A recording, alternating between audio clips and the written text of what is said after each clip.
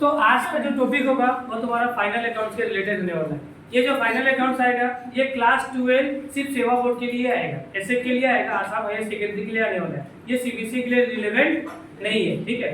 तो final account हम लोग क्लास 11 में भी पढ़ा हुआ है। फाइनल अकाउंट भी पढ़ा था ना, क्लास 11 में भी हम लोग पढ़ा था, याद है ना? तुम लोगों ने भूल गया?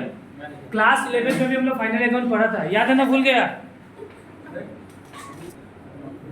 क्लास 11 में भी पढ़ा था, याद ही होगा तुम लोगों को। फाइनल अकाउंट्स में हम लोग उस टाइम में जो भी पढ़ा था छोटा मोटा बात सब पढ़ा था, ठीक है। जो क्लास 11 में हम लोग पढ़ा हुआ है उसी का रिलेटेड क्लास 12 में भी पढ़ना है, ठीक है। लेकिन थोड़ा सा क्वेश्चन क्या होगा, टफ थोड़ा सा ज़्यादा होगा और इजी होगा, उतना टफ नहीं है फाइनल अकाउंट, ठीक है। सबसे पहले हम लोग ये समझते हैं, फाइनल अकाउंट्स बनाने से पहले समझता है फाइनेंशियल स्टेटमेंट्स क्या होता है। आज का जो क्लास होगा वो पूरा किसके लिए रिलेटेड होगा, पूरा कॉन्सेप्ट। आज को सिर्फ कॉन्सेप्ट सीखना है। क्लास 11 में भी हम लोग ये कॉन्सेप्ट सीखा हुआ है, लेकिन फिर हम लोग क्लास 12 में भी ये सीखने वाला है। हम लोग का पढ़ने का तरीका क्या होगा, हम लोग पूरा कॉन्सेप्ट अंडरस्टैंड कर लेंगे। इसमें बुक का क्वेश्चन करेगा, उसका बाद से फास्ट का क्वेश्चन पेपर सोल्व करेगा तो इसका खत्म कर देंगे, ठीक है। तो सबसे पहले हम लोग को ये करना है, और ऐसे का आसाम हायर सेकेंडरी का जो भी क्वेश्चन आया हुआ क्लास 12 का पास्ट जो भी ईयर में, सब ईयर का क्वेश्चन पेपर हम लोग सोल्व कर लेंगे। लाइक 5-6 साल का पेपर हम लोग पूरा सोल्व करके इसको खत्म कर देगा। सबसे पहले मुद्दा का बात ये होगी कि फाइनेंशियल स्टेटमेंट क्या होता है। फाइनेंशियल स्टेटमेंट, देखो फाइनेंशियल स्टेटमेंट क्या है। Financial statement is a systematically organised summary of all ledger account. तुम लोग जो जितना लेजर अकाउंट बनाता है ना, लेजर बनाया, केस का लेजर बनाया, परचेस का लेजर बनाया, वो सब लेजर को कहाँ पर डालता है हम लोग, किस फाइनेंशियल स्टेटमेंट में डालता है। जितना भी लेजर बनाता है ना, ठीक है, उसको कहाँ पर डालता है, फाइनेंशियल स्टेटमेंट में डालता है, ठीक है। तो फाइनेंशियल स्टेटमेंट क्या है, फाइनेंशियल स्टेटमेंट क्या है, एक सिस्टमैटिकली ऑर्गेनाइज्ड समरी होता है सब लेजर का, ठीक है। फिर next, present in A such manner that gives detail information about the financial position and the performance of the enterprise. हम लोग इस डिटेल को इस तरीके से फिलअप करेगा फाइनेंशियल स्टेटमेंट, मतलब लेजर का जितना भी समरी होगा, लेजर का जितना समरी होगा हम लोग उस तरीके से डेटा को प्रेजेंट करेगा, ठीक है, जिससे कि तुम्हारा क्या होगा, फाइनेंशियल स्टेटमेंट अच्छा तरीका से बनेगा और हम लोग को अपना बिजनेस का पोजीशन एंड परफॉर्मेंस पता चलेगा। समझ में बात? फिर से एक बार रिवाइज कर देखिए फाइनेंशियल स्टेटमेंट क्या है। तो फाइनेंशियल स्टेटमेंट एक डिटेल समरी होता है। किसका समरी होता है, जितना लेजर अकाउंट बनाया था सबका डिटेल समरी होता है। जब सब लेजर अकाउंट हम लोग फाइनेंशियल स्टेटमेंट में डाल देता है तो उससे हम लोग का फाइनल आउटकम पता चलता है कि मेरा बिजनेस आज कहाँ पे खड़ा है, किस पोजीशन पे खड़ा है और मेरा बिजनेस कैसे परफॉर्म कर रहा है, वो तुमको कौन बताता है, फाइनेंशियल स्टेटमेंट बताता है। बात समझ में आया? कोई दिक्कत नहीं यहाँ पे। फिर नेक्स्ट देखो, फाइनेंशियल स्टेटमेंट में हम लोग को क्या क्या पढ़ना है ये समझना है। फाइनेंशियल स्टेटमेंट में देखो क्या क्या है, इनकम स्टेटमेंट। क्या है तुम्हारा, इनकम स्टेटमेंट। इनकम स्टेटमेंट मतलब trading account and profit and loss. पढ़ा था फर्स्ट में, पढ़ा था ट्रेडिंग अकाउंट से क्या निकलता है हम लोग का, ग्रॉस प्रॉफिट, और प्रॉफिट एंड लॉस अकाउंट से क्या निकलता है, नेट प्रॉफिट। इसको बोलते हैं हम लोग इनकम स्टेटमेंट। समझ में बात? एक होता है तुम्हारा पोजीशन स्टेटमेंट। पोजीशन स्टेटमेंट का मतलब बैलेंस शीट, ये भी पढ़ा है, पहले भी पढ़ा, अभी भी पढ़ रहा है, ठीक है। इसको क्या बोलेगा हम, बैलेंस शीट। बैलेंस शीट का मतलब पोजीशन स्टेटमेंट होगा, ठीक है। मतलब पोजीशन बैलेंस शीट क्या होगा, position of asset and liabilities. आज तुम्हारे पास कितना एसेट्स है, कितना संपत्ति है, और तुमको कितना किसी को देना है, तुम्हारा कितना लायबिलिटीज है, ये तुमको कौन बताएगा, पोजीशन स्टेटमेंट बताता है। फिर एक होता है कैश फ्लो स्टेटमेंट। हम लोग का सिलेबस में कैश फ्लो स्टेटमेंट है या नहीं है, कैश फ्लो है, ठीक है। फिर नोट्स टू अकाउंट हम लोग को पढ़ना नहीं है, याद रखना, नोट्स टू अकाउंट हमको पढ़ना नहीं है। फिर देखो, जब हम लोग फाइनेंशियल स्टेटमेंट बनाएगा, मतलब trading account, profit and loss account, balance sheet वगैरह बनाएगा, तो कुछ बातों को ध्यान में रख के बनाएगा, ठीक है। वो कौन सा बात है, सबसे पहला बात है मैचिंग प्रिंसिपल्स। इसको याद है या नहीं है, मैचिंग प्रिंसिपल्स याद है ना। तुम्हारा खर्चा तुम्हारा रेवेन्यू से मिलना चाहिए। अगर तुम 10 लाख रुपया कमाया है तो उसका इसमें कुछ खर्चा भी होना चाहिए, उसको बोलते हैं मैचिंग प्रिंसिपल। अगर किसी को मैचिंग प्रिंसिपल समझ में नहीं आता है तो इंट्रोडक्शन वाला अकाउंट, इंट्रोडक्शन जो कराया था ना क्लास, इंट्रोडक्शन ऑफ अकाउंट्स का यूट्यूब पे, वहाँ पे पूरा करा के रखा हुआ कि मैचिंग प्रिंसिपल्स क्या है, एक्रूवल बेसिस क्या है, पीरियोडिसिटी कॉन्सेप्ट क्या है, सब डिटेल में हम करा के रखा हुआ है, ठीक है। हम वीडियो का आई बटन में डाल देगा, वहाँ से जाकर तुम लोग देख सकता है, ठीक है। तो मैचिंग प्रिंसिपल्स मतलब तुम्हारा जो भी रेवेन्यू कमाया है उसका केस में क्या होना चाहिए, खर्चा होना चाहिए, ठीक है। एक्रूवल बेसिस मतलब एक्चुअल बेसिस बता था ना कि मान लो कि मेरा एक दुकान है, मेरे दुकान में एक स्टाफ काम करता है, उसको हम क्या देता है, सैलरी देता है, लेकिन किसी कारणवश इस महीना इस साल का सैलरी मुझको दे नहीं पाया, बोला भैया बाद में आपको दे देगा, लेकिन तुम्हारा फाइनेंशियल स्टेटमेंट क्या बोलता है, मतलब एक्चुअल बेसिस क्या बोलता है, जिस साल का खर्चा है उस साल तुम दिखाओ, आइदर उसका पेमेंट करो या ना करो। ठीक है, जैसे कि मिस्टर मोहन मेरे दुकान में काम करता है, ठीक है, वो साल भर काम किया, मान के चलो हमको हर साल के एंड में सैलरी देता है, ऐसा मान के चलो। ठीक है, तो मिस्टर तुम्हारा जो काम कर रहा था वो साल भर पूरा काम किया, उसका सैलरी कितना बना, 1 लाख रुपया, हमको ईयर एंड में उसको 1 लाख रुपया देना है, बट किसी कारणवश मेरा बिजनेस अच्छा ग्रोथ नहीं किया, हम बोला भाई इस साल का सैलरी दे दो, हम तुमको नेक्स्ट वाला में दे देगा, लेकिन वो मेरे लिए काम किया, वो मेरे लिए काम किया नहीं किया, हमको तो उसको पैसा इस साल का देना ही पड़ेगा, मेरा मतलब खर्चा हो गया, आइदर उसका पेमेंट इस साल नहीं किया बट अगले साल तक करेगा ना, तो इस पेमेंट करो या ना करो उस चीज को अपना बुक्स ऑफ अकाउंट्स में रिकॉर्ड करना पड़ता है, उसको बोलते हैं हम लोग एक्रूअल बेसिस, मतलब फाइनेंशियल स्टेटमेंट मैचिंग प्रिंसिपल से बनेगा और किसके साथ बनेगा, एक्रूअल बेसिस। फिर पीरियोडिसिटी कांसेप्ट क्या है तुम्हारा नेक्स्ट, पीरियोडिसिटी कांसेप्ट, इसका मतलब कि जो भी हम लोग फाइनेंशियल स्टेटमेंट बनाएगा पूरा साल भर का, मतलब जैसे कि 1 साल का बनाता है नहीं बनाता है, एक पीरियड का बनाता है नहीं बनाता है, उसको बोलते हैं पीरियोडिसिटी कांसेप्ट, इसको पूरा डिटेल में बताया हुआ है अपना वीडियो में, देख लेना वहां पे। मैचिंग कांसेप्ट देखो, matching concept means total revenue generate against some expenditure. ठीक है, मतलब अगर तुम जो भी रेवेन्यू कमाया है उसका लिए तुम खर्चा भी कुछ किया होगा। फिर देखो exceptions of matching principal, matching principal या मैचिंग कांसेप्ट का तुम्हारा एक्सेप्शन क्या है, देखो लॉस बाय लोन्स, तुम्हारा क्या है, तुम्हारा लॉस है, क्या है तुम्हारा, loss by fire, loss loan नहीं है, हाँ क्या तुम्हारा लॉस है, क्या तुम्हारा लॉस बाय फायर। ठीक है, मतलब आग, मतलब तुम्हारा दुकान में आग वाग लग गया, उसका कारण क्या होगा, सामान जल गया, तो लॉस बाय फायर हुआ नहीं है, तो उस टाइम में मैचिंग प्रिंसिपल काम नहीं करता है। ठीक है, फिर fall of selling price of below the cost, मतलब देखो जो गुड्स का दाम था वो कभी कभी ऐसा होता है ना, अभी मान लो कि हम अपना मोबाइल दुकान में था, ठीक है, हम मोबाइल खरीद के लेके आए बेचने के लिए, लेकिन कुछ दिन बाद मोबाइल का दाम कम होता ही नहीं होता है, हाँ प्राइस गिर गया, तो वो सब फिर वेटेड भी होगा, तो उस टाइम में मैचिंग कॉन्सेप्ट काम नहीं आना, याद रखना। फिर देखो अभी मुद्दा क्या हुआ है कि हम लोग को जो फाइनेंशियल स्टेटमेंट, सबसे पहले इनकम स्टेटमेंट में 2 चीज पढ़ना है, एक है तुम्हारा ट्रेडिंग अकाउंट, एक है तुम्हारा profit and loss account. Trading account पता है ना, पहले भी बताया था, ट्रेडिंग अकाउंट क्या है, तो ट्रेडिंग अकाउंट एक नॉमिनल अकाउंट है, क्या है तुम्हारा, नॉमिनल अकाउंट क्या होता है, जोर से बोलो, नॉमिनल अकाउंट क्या होता है, ऐसा अकाउंट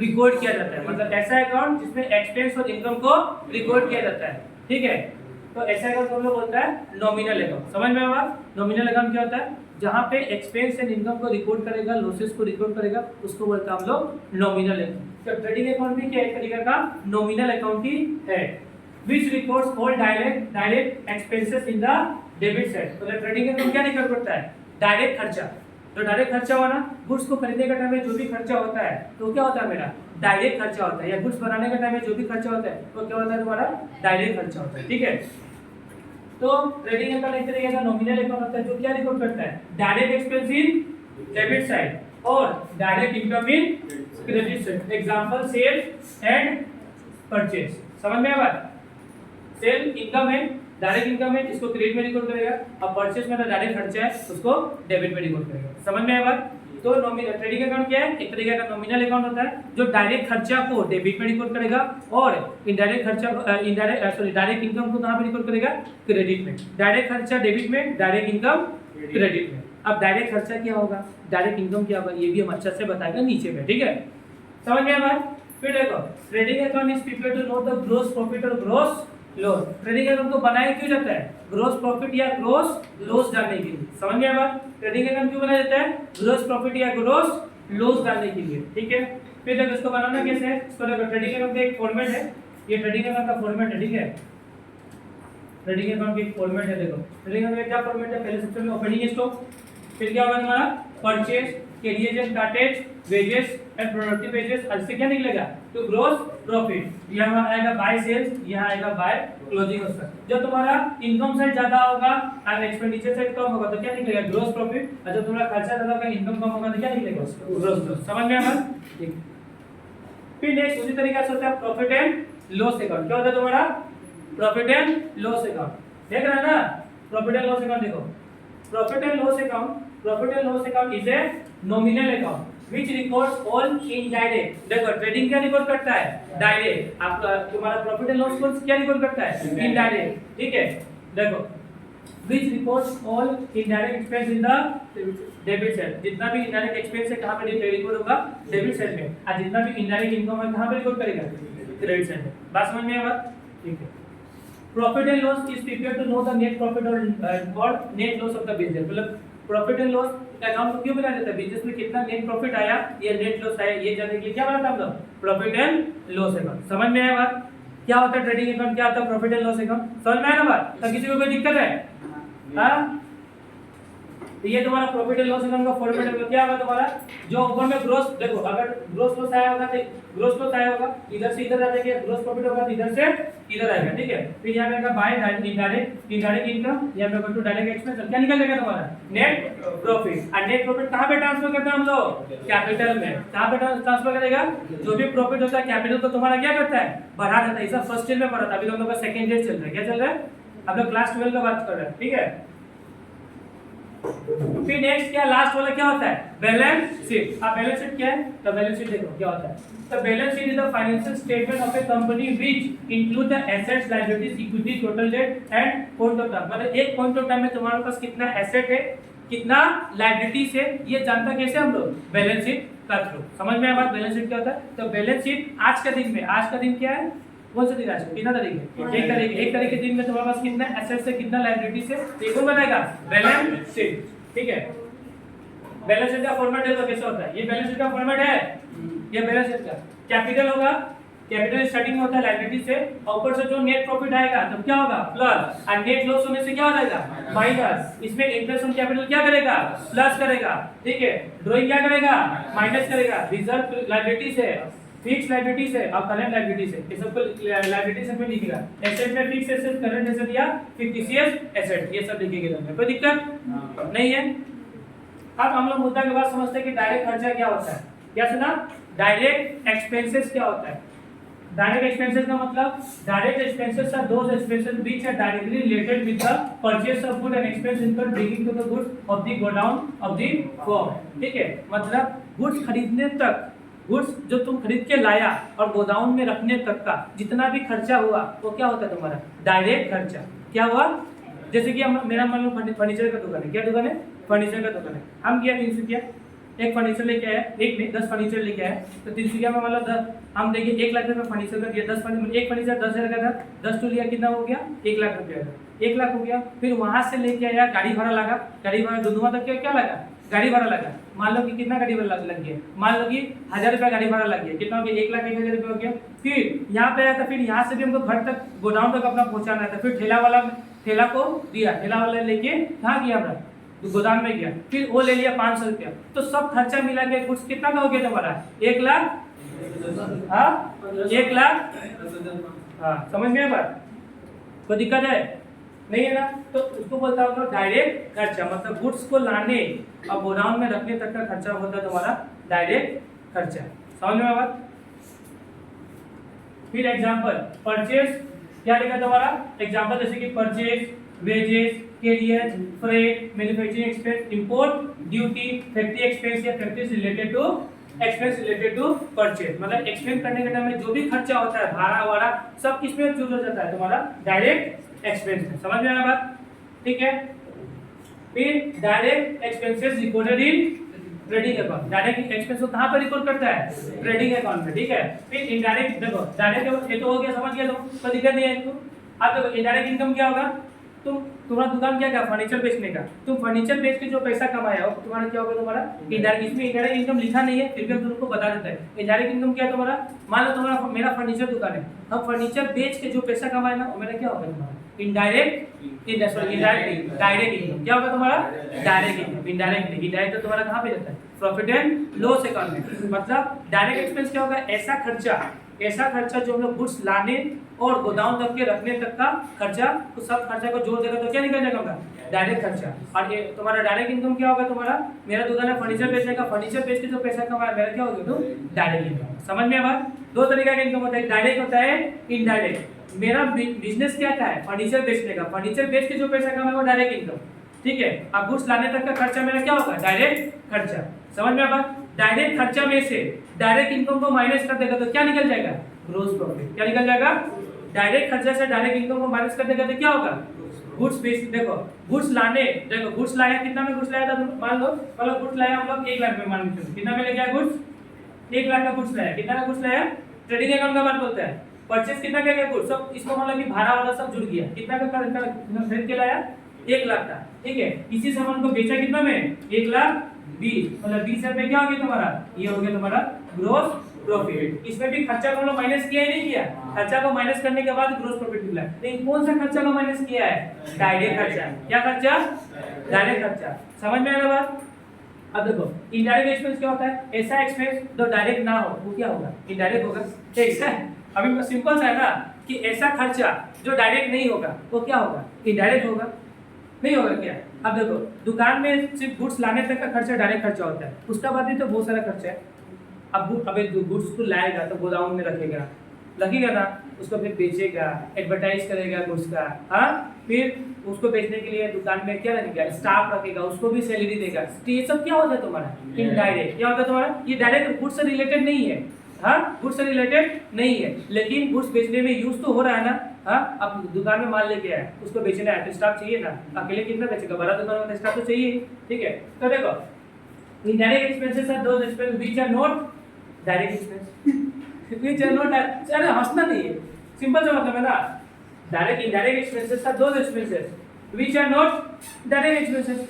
जो डायरेक्ट नहीं है वो क्या बनेगा? इनडायरेक्ट ही तो बनेगा, ठीक है। It means that indirect expenses are not related with the purchase of goods. Purchase of goods से रिलेटेड ये नहीं होता है, ये गुड्स नहीं होता है, ठीक है। Example salary, salary and wages, wage debt, discount allowance, audit fees, ठीक है, ये सब क्या है तुम्हारा? इनडायरेक्ट एक्सपेंस है। समझ में आया? ठीक है। देखो indirect expenses are recorded in profit and loss account. समझ में आया बात? और एक इनडायरेक्ट इनकम भी होता है जो यहाँ पे लिखा नहीं है, हम तुम लोगों को बताना है। इनडायरेक्ट इनकम क्या होगा तुम्हारा? ऐसा इनकम जो तुम्हारे तुम डायरेक्ट, जैसे कि मान लो कि तुम्हारा दुकान क्या फर्नीचर बेचने का, मेन बिजनेस क्या है? फर्नीचर बेचने का। फर्नीचर बेच के जो पैसा कमाए वो डायरेक्ट इनकम हो गया। उसके बाद तुम शेयर में पैसा लगा कर रखा है, ठीक है, हाँ, शेयर में पैसा रखा है, बैंक में पैसा रखा है, दुनिया भर का पैसा रखा है, ठीक है, वहाँ से इंटरेस्ट वगैरह मिल रहा है, तो तुम्हारा क्या, तुम उसके लिए काम कर रहे हैं कुछ, बस रख दिया, वहाँ से पैसा, वो तुम्हारा कौन सा इनकम होता है? Indirect income. क्या होता है तुम्हारा? इनडायरेक्ट से, इनडायरेक्ट एक्सपेंस से इनडायरेक्ट इनकम को माइनस करके तो क्या निकलेगा? नेट प्रॉफिट या नेट लॉस। समझ में आया? अब देखो यहाँ पे समझना, यहाँ पे समझना, तुम्हारा प्रॉफिट कितना था? जीपी 20,000 रुपया था। कितना था जीपी? 20,000 रुपया था। कितना जीपी आया था? 20। ग्रोस प्रॉफिट कितना था? 20। उसका बाद से इस ग्रोस प्रॉफिट में मान लो तुम इनडायरेक्ट इनकम कितना कमाया? 10। कितना कमाया? 10। स्टाफ को सैलरी कितना दे दिया? 15,000 रुपया। तो कितना 30 में से 15 गया, कितना बचा? 15। तुम्हारा क्या बचा? ये net profit. And net profit कहाँ पे जुड़ेगा? कैपिटल में। समझ में आया बात? यहाँ पे कोई दिक्कत है? नहीं है। हाँ, याद रखना नॉमिनल अकाउंट, अब तक एक कॉन्सेप्ट पता था ना, नॉमिनल अकाउंट हमेशा खत्म होता है, क्लोज होता है, बता था ही नहीं बताता। तो ये trading account and profit, trading account and profit and loss, nominal account है, इसको आराम से खत्म करके कहाँ पे डालेंगे हम लोग?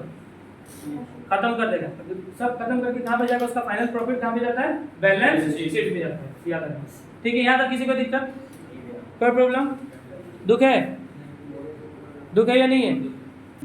फिर देखो फाइनल अकाउंट में तुम लोगों को सबसे ज्यादा प्रॉब्लम एक चीज पूछा सकता है, आज इसमें सबको बहुत ज्यादा डाउट होता है, उसका उस टॉपिक का नाम क्या है तुम्हारा? Provision for doubtful date. इसका कैलकुलेशन किसी किसी को पल्ले नहीं पड़ता है, ठीक है, मतलब ये क्या हो रहा है, क्या चल रहा है, दिक्कत होता है बहुत जानने के लिए। तो प्रोविजन फॉर डाउटफुल डेट्स का कॉन्सेप्ट जब इजी से समझना, उसका बाद जब प्रैक्टिकल करने जाएगा ना तो फील आ जाएगा, मजा आ जाएगा। हाँ, मक्खन लगेगा, मक्खन स्मूथ मक्खन, समझ आया ना? तो देखो सबसे पहले समझो कि प्रोविजन फॉर डाउटफुल डेट्स क्या होता है। जैसे कि मान लो हम मोहित को सामान बेचा मोहित को, ठीक है, कितना का गुड्स बेचा हम इसको मान लो मेरा दुकान है फर्नीचर बेचने का, हम फर्नीचर, उसका शादी हो रहा था, मोहित का शादी हो रहा था, आया मेरे दुकान में, भैया कुछ फर्नीचर चाहिए, हाँ भैया क्या चाहिए? फर्नीचर चाहिए। तो उसको क्या बेचा? फर्नीचर। कितना का फर्नीचर बेचा? 10,000 रुपये का। कितना का फर्नीचर बेचा है? वो सस्ता वाला फर्नीचर लेके गया, 10,000 रुपये का सस्ता वाला फर्नीचर लेके गया, हाँ ऐसे भी वो सस्ता नशा करके बैठते रहते हैं जीवन। हाँ अभी वो नशा में है, देख रहे हैं ना। हाँ अभी नशा में ओए देखो देखो ओए कीप क्वाइट, देख यहाँ पे देखो। तो कितना का फर्नीचर बेचा हम उसको 10,000 रुपीज का, ठीक है। इसको फर्नीचर बेच दिया, लेकिन मोहित बोला भैया पैसा तो अभी नहीं देगा, 1 महीना बाद देगा, मतलब 1 महीना बाद देगा। अब बोला ठीक है तुम तो अपना स्टूडेंट है, लेके चला जा, तुला जान हाजिर है कि फर्नीचर किया है, ठीक है। तो क्या किया मोहित को 10,000 रुपीज का फर्नीचर दे दिया। मोहित बोला भैया हम आपको 1 महीना बाद क्या देगा, पेमेंट 10,000 रुपीज कर देगा, ठीक है। बाद में हमको उसका दोस्त से मालूम चला दीपन से कि जिससे मोहित पैसा लिया है, या कहीं से सामान उठाया है, उसका पैसा मोहित कुछ ना कुछ डुबाता है, पूरा पैसा कभी भी नहीं देता, हाँ डुबाता ही है। तो हम सोचे भाई हम तो मोहित को 10,000 का फर्नीचर बेच दिया है, हाँ हम तो मोहित को 10,000 का फर्नीचर बेच दिया है। अब हमको लगा कि पूरा पैसा मिलेगा नहीं, हाँ नहीं मिलेगा, वो भूल रहे नहीं मिलेगा। हम सोचा कि चलो पूरा पैसा नहीं देगा, कुछ तो पैसा देगा, मालूम है लॉस तो होगा, हमको पता है मोहित पैसा डुबाएगा, एकदम 100% पता। कितना डुबाएगा ये पता नहीं है, देगा पैसा देगा लेकिन पूरा नहीं देगा, कितना देगा वो पता हमको नहीं है। पैसा मतलब डूबने वाला है, लेकिन कितना डूबेगा पता नहीं है। तो हम एक प्रोविजन बना ले, प्रोविजन फॉर डाउटफुल डेट्स, कि मोहित मान लो कि 10 का सामान बेचा ना, मोहित हमको 4,000 रुपये नहीं देगा, मतलब 6,000 रुपया दे देगा, मतलब 4,000 रुपये हमको मिलना नहीं है, मतलब 4,000 रुपये हमको मिलने वाला नहीं है। हमेशा सोचा नहीं मिलेगा, ठीक है। लॉस तो होगा, लेकिन ये 4 भी हो सकता है, 5 भी हो सकता है, 6 भी, मतलब हम फिगर बनाए कि इतना हो सकता है, इतना वो पैसा डुबा सकता है, तभी प्रोविजन क्रिएट कर दिया। इसी को बोलते हैं प्रोविजन फॉर डाउटफुल डेट्स। समझ में आया बात? देखो हम लोग इस वीडियो में या इस क्लास में क्या क्या करने वाला है, provision for doubtful dates, bed date and further bed date, तीनों का ट्रीटमेंट देखने वाला है, ठीक है, याद रखना। तो समझ गया ना, कितना आपको लॉस होने वाला है। अब देखते हैं एग्जांपल से बता रहा है, ठीक है। एग्जांपल पूरा समझना, पहले देख लो। The provision for doubtful debts is the estimated amount of bad debt that will arise from the account receivable that has been issued but not yet collected, ठीक है। Provision for bad debt, provision for doubtful debt दोनों same ही है, ठीक है। अब देखो case number 1 हमको पढ़ना है, क्या पढ़ना है? सबसे पहले केस नंबर 1। इसमें केस नंबर क्या है? Bed date of the current year is less than the provision for last year. अभी देखिएगा तो कुछ समझ में जाएगा, करेगा तो समझ में आएगा। इसको थोड़ा देखिए अवॉइड करता हूं, डाल नीचे में आता है, ठीक है। नीचे में देखो 31 मार्च 2019 को एक मेरा डेटर था, 31 मार्च 2019 का मेरा एक डेटर था। कितना? उसको हमको कितना लेना था? 1 लाख रुपए लेना था। कितना लेना था? 1 लाख रुपया। कितना लेना था? 31 मार्च 2019 को एक डेटर था मेरा, जिससे हमको कितना लेना था? 1 लाख रुपया। हम सोचा वो कुछ ना कुछ पैसा डुबाएगा, हमसे 5% वो पैसा मेरा डुबा देगा। तो हम उस दिन को क्या बना लिया है? प्रोविजन बनाया। क्या बनाया? प्रोविजन। तो प्रोविजन बनाएगा, एक लायबिलिटी क्रिएट हुआ, तो प्रोविजन तो कर दो क्रेडिट। आइए हमको पैसा नहीं मिलेगा तो हमको लॉस होने वाला है या नहीं है? तो लॉस का नाम क्या? Profit and loss account. समझ में आना बात? लॉस का नाम क्या? Profit and loss account. बात समझ में आना बात? तो सिंपल सा लॉजिक क्या लगाया कि 1 लाख का डेटर था, वो हमको पैसा देने वाला नहीं है, तो एजम्पशन मान लें कि 5% मेरा पैसा डूब जाएगा। तो 1 लाख का 5% कितना होगा? 5,000 रुपया होगा, ठीक है। इतना डूबने वाला है, तो हम एक लायबिलिटी क्रिएट किया, प्रोविजन फॉर डीडी, और ये मेरा लॉस हो गया, लॉस को कर दिया डेबिट और ये कर दिया क्रेडिट। यहाँ पे कोई दिक्कत है? कितना कितना? 5,000 एंड 5,000। यहाँ में कोई प्रॉब्लम है किसी को? कोई प्रॉब्लम नहीं है। अब 1 साल बीत गया, अब 31 मार्च 2010 आ गया, 1 साल बीत गया, ठीक है। 1 साल बाद फिर एक डेटर हमको कितना लेना था? 1,03,000। ये बात समझ में आ रही है? यहाँ में तो कोई दिक्कत नहीं है, हाँ यहाँ में तो कोई प्रॉब्लम नहीं, किसी को कोई प्रॉब्लम नहीं है, ठीक है। आप समझना 1 लाख तुम्हारा 31 मार्च 2010 1 साल बाद फिर एक डेटर था कितना का? 1,03,000 का, जिसमें से मालूम चला हमको 3,000 रुपये बोला बेटेड आपको पैसा हम नहीं देगा। बोला क्या? पूरा का पूरा बेटेड मतलब डूब गया। बेटेड का मतलब देखो प्रोविजन फॉर बेटेड मतलब डूब सकता है इतना। अब प्रोविजन फॉर सिर्फ बेटेड लिखा होगा ना, मतलब डूब गया, मतलब ये लॉस हो गया। समझ में आया बात? प्रोविजन फॉर बेटेड मतलब डूब सकता है, प्रोविजन फॉर डाउटफुल डेट मतलब इतना डूब सकता है, इससे कम भी हो सकता है, इससे ज्यादा भी हो सकता है। लेकिन बेटेड जहां पे आ गया इसका मतलब पैसा डूब गया। मतलब किसी डेटर से 1,03,000 रुपया पा रहा था, जिसमें से बोला हमको 3,000 रुपया नहीं देगा, मतलब कितना देगा? वो भी 1 लाख देगा। कितना देगा? 1 लाख। अब 1 लाख भी सिक्योरिटी नहीं है कि 1 लाख आपको पूरा देगा मतलब या नहीं देगा, ऐसा मान लीजिए, ठीक है। तो सबसे पहले मेरा पैसा डूबा, सबसे पहले क्या हो गया? पैसा डूबा, तो एंट्री क्या मानेगा? देखो यहाँ प्रोविजन फॉर डीडी की देखो डूबने के बाद भी प्रोविजन कितना क्रिएट कर रहा है हम लोग 5%। कितना क्रिएट कर रहा है 5। अच्छा से समझना इसको, ठीक है, थोड़ा टेक्निकल है। देखो सबसे पहले लॉस हुआ ही नहीं हुआ, तुमको कितना का लॉस हुआ 3000 का। लॉस को डेबिट करता है तो लॉस को कर दिया हम लोग डेबिट, तब डेबिट अकाउंट डेबिट। कितना हो गया तुम्हारा 3000। कितना हो गया? अब तुमको लेना था किसी से 1,03,000 रुपए, अब बोला 3,000 रुपए नहीं लगेगा तो कितना होगा, कितना मिलेगा 1 लाख रुपए होगा। तो डेटर 3,000 रुपए से कम हो गया, तो एसेट घटने से क्रेडिट होता है तो जो डेटर कितना हो गया 3,000 रुपए। समझ में आया बात? कोई दिक्कत नहीं है बोलो? हाँ कोई दिक्कत है नहीं है? अब देखो अब समझना लॉस कितना हुआ 3,000 का लॉस हुआ है। इस लॉस को कवर करने के लिए पहले हम क्या बना कर रखा था प्रोविजन बना कर रखा था। पहले बना कर रखा था ना, कितना का प्रोविजन बना कर रखा था 5 का। और लॉस कितना हुआ आपको 3 का, तो 5 का लॉस है, 5 बना कर रखा है, 3 का लॉस है। तो देखो समझना इसको क्या करना हम लोग को, थोड़ा सा समझना अच्छा से। ये कितना था हम लोग का 5,000 और यहाँ पे कितना था 5,000। समझना इसको बढ़िया से, ठीक है। तो देखो लॉस कितना का हुआ है dated account debit to debtor, ये 3,000 का लॉस हुआ ही नहीं हुआ। इस लॉस को कवर करने के लिए पहले ही ना प्रोविजन अगला साल ही बना लिया था। कितना का प्रोविजन बनाया था 5,000 रुपए। कितना का बनाया रखा था 5। एक्चुअल में लॉस कितना का हुआ है आपको 3,000। कितना का लॉस हुआ है 3,000 का। समझ रहे हो? अब समझना डायरेक्शन इसका लिखना भी डेटेड रिकॉर्डेड। अब देखो जो देखो हम लोग कितना का लॉस हुआ है 3 का, बनाया कितना का है 5 का। तो इस लॉस को हम लोग इससे क्या करेगा खत्म कराएगा, ठीक है। तो देखो लॉस एक नॉमिनल अकाउंट होता है नहीं होता? लॉस कौन सा अकाउंट है नॉमिनल अकाउंट। नॉमिनल अकाउंट खुलता है और फिर बंद होता है, होता ही नहीं होता है? ये रूल है नहीं है? नॉमिनल अकाउंट को हमेशा हमको क्लोज करना पड़ता है, ये फर्स्ट स्टेप में बताया था।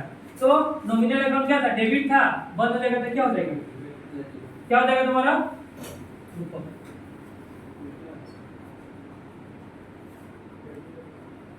ठीक है। तो ये तुम्हारा क्या होगा तुम्हारा डेट डेट होगा, ठीक है। यहाँ पे क्या होगा तुम्हारा डेट। तो देखो याद रखना यहाँ पे डेटर नहीं है, यहाँ पे क्या है डेट। नॉमिनल अकाउंट डेबिट हुआ था, ठीक है, अभी क्या हो जाएगा क्रेडिट। और जो लायबिलिटी 5 का क्रेडिट किया था ये पहले क्रेडिट था ना, अब इसको खत्म करेगा तो क्या हो जाएगा ये डेबिट। अब कितना इसी यूज हो जाएगा 3,000 रुपए यूज हो जाएगा। मतलब लॉस को यहाँ से हम लोग क्या कर लिया, मतलब जो लॉस हुआ था यहाँ से हम लोग क्या कर लिया सेटअप करा लिया। समझ में आया? अगर मान लो यहाँ पे फिर से एक लॉस खोल देता तो फिर से एक अकाउंट बढ़ता ही नहीं बढ़ता, इससे तो दिक्कत होगा। हम लोग देखो पहले से प्रोविजन बना के रखा था, अब फिर एक अभी प्रोविजन बना देगा तो फिर दिक्कत होगा ही नहीं होगा। इसीलिए इसको ये प्रोविजन को क्या करना पड़ेगा खत्म। प्रोविजन क्रेडिट था, इससे लॉस सेटअप होगा तो क्या होगा क्रेडिट से हो जाएगा डेबिट, और नॉमिनल अकाउंट जो डेबिट था वो क्या हो जाएगा क्रेडिट। तो इसे खत्म हुआ ही नहीं हुआ। आया नहीं है? आया समझ में? ठीक है भाई आया, ठीक है। फिर next being debt debt transfer to the provision for DD. Debt debt है यहाँ पे डेटा लिख देते हैं, ठीक है। फिर नेक्स्ट लास्ट में क्या बोला बनाने के लिए प्रोविजन बनाना कितना परसेंट का 5%। 1 लाख था 1,03,000 था, 1 लाख तो 3,000 रुपए तो मिलने वाला नहीं है। कितना मिलेगा 1 लाख रुपए। इसमें से भी डाउट है कि पूरा पैसा मिलेगा, तो मतलब 5% के इसमें से भी प्रोविजन बना लो। तो कितना होगा 5,000 होगा। कितना होगा तुम्हारा 5,000। 5,000 प्रोविजन बनाना बोला है क्वेश्चन। ऑलरेडी प्रोविजन कितना बना के रखा था 5, इसमें 3 तो खत्म हो गया था, कितना बचा था इसमें 2।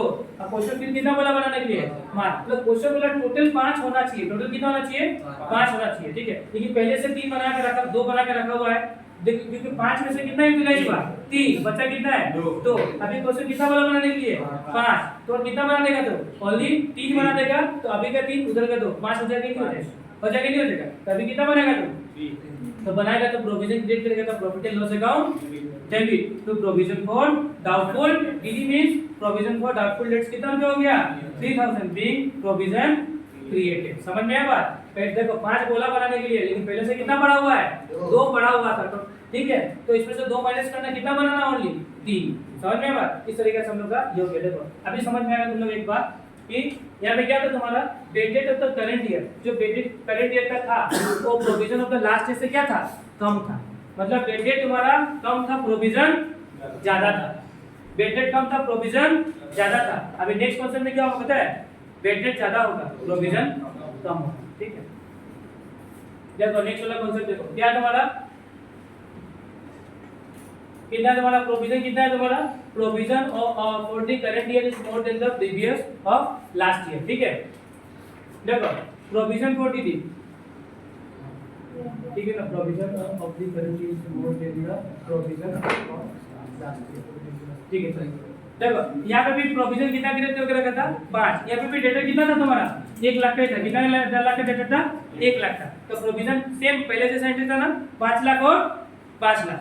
अब यहाँ पे समझना 5 लाख और 5 है और 5 है। अब यहाँ पे समझना कितना डेटा है मेरा 1,06,000, बोला कि हम इतना पैसा नहीं देगा, मतलब 6,000 का कस्टमर बोला हम नहीं देगा, तो मेरा एक्चुअल लॉस कोई नहीं हुआ, उस टाइम एक्चुअल 3 था, अभी एक्चुअल क्या है 6 है या नहीं है, ठीक है। तो लॉस हो गया था क्रेडिट अकाउंट डेबिट, और डेटा तुम्हारा 6,000 से कम हो गया। यहाँ पे कोई दिक्कत है किसी को, यहाँ पे कोई दिक्कत है किसी को कोई दिक्कत नहीं है, तो पहले जैसा एंट्री है। फिर नेक्स्ट देखो आगे में देखना,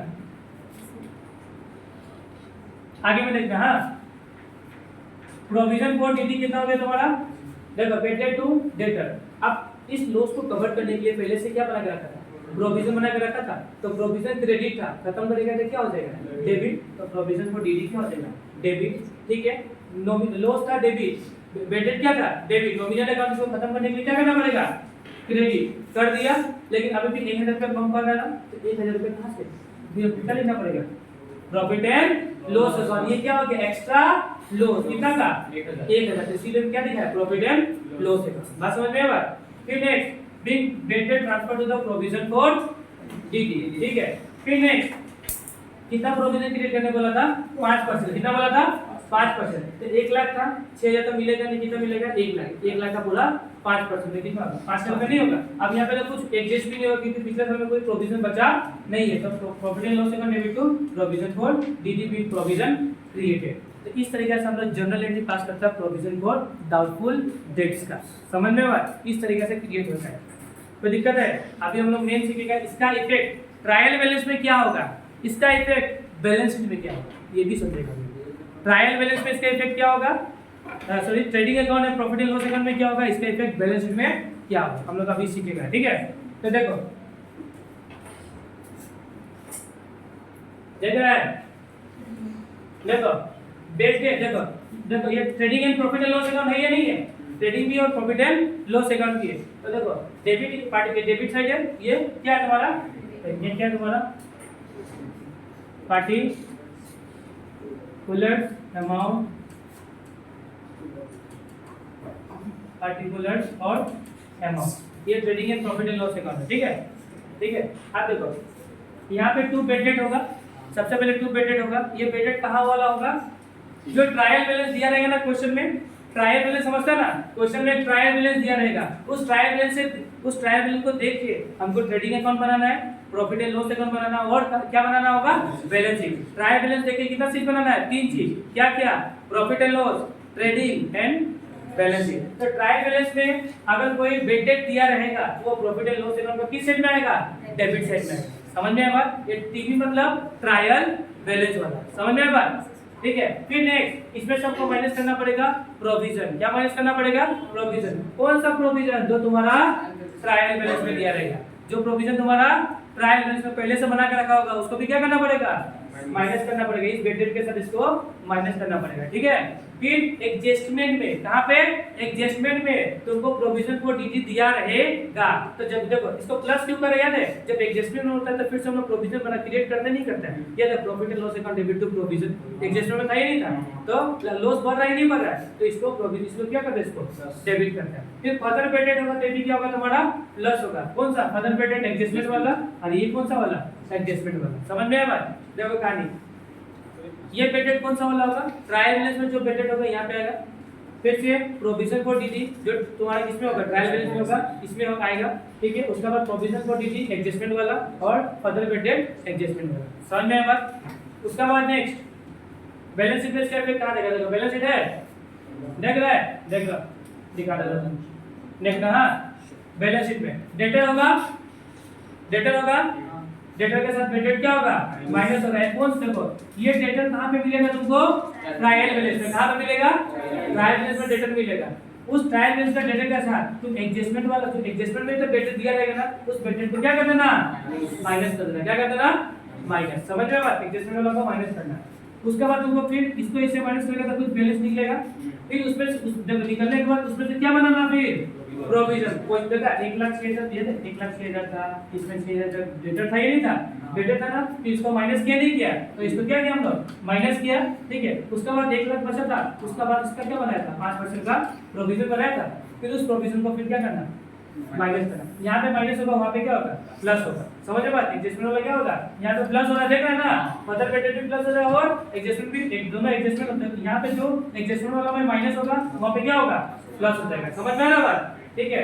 उसके बाद ये सब करने के बाद अगर मान लो एक और आइटम हो सकता है डिस्काउंट ऑन डेटर, तो ये सब जो बैलेंस निकलेगा यहाँ पे उस पर डिस्काउंट ऑन डेटर भी निकालना पड़ेगा। डेट शीट इसी तरीके से हम लोग का इसका इफेक्ट जाता है। एक क्वेश्चन करता है जिससे कि पूरा का पूरा दिमाग वाला डाउट क्लियर हो जाए। कोई दिक्कत नहीं आता, कोई प्रॉब्लम, चलो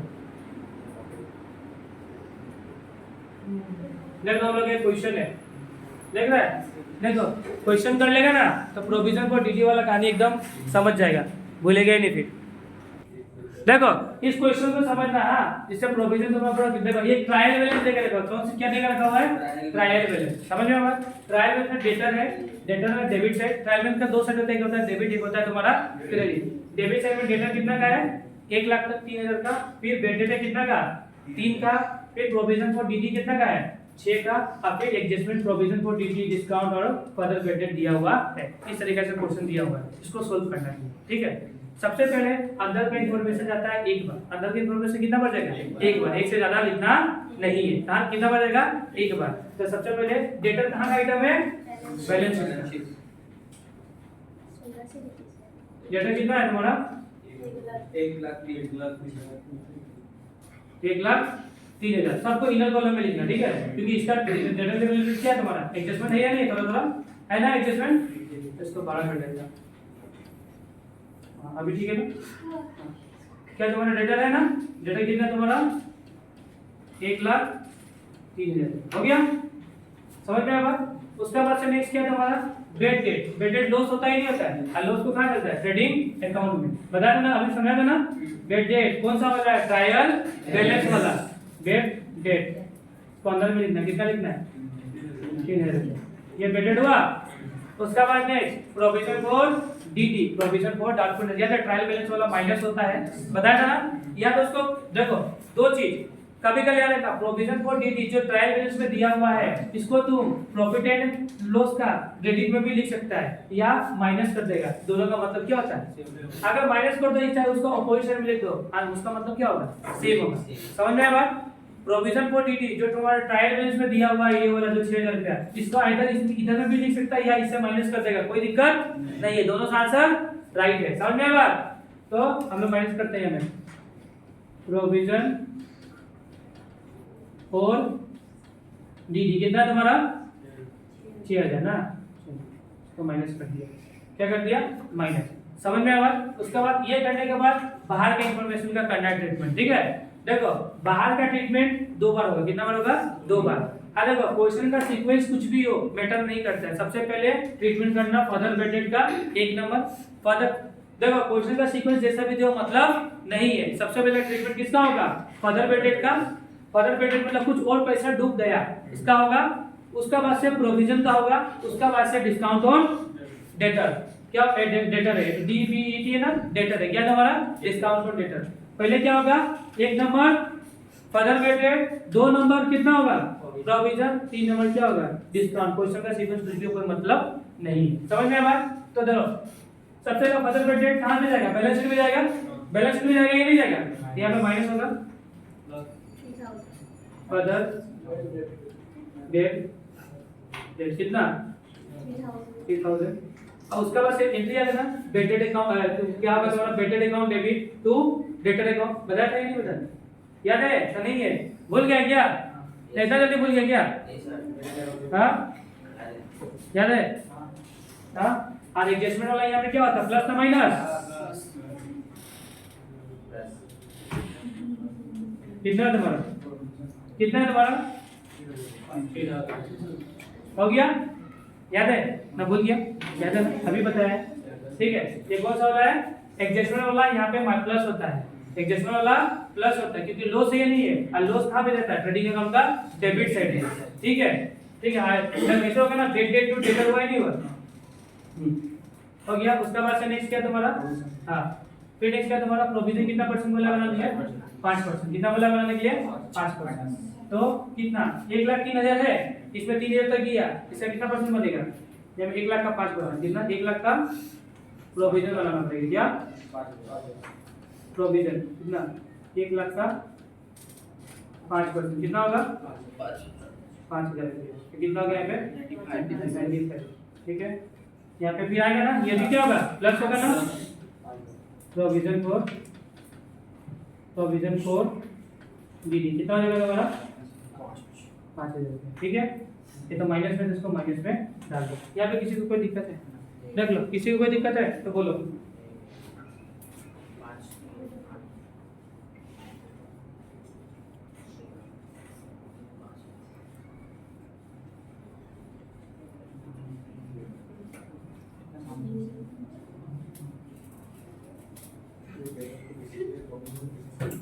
हो गया, किसी को कोई दिक्कत नहीं है।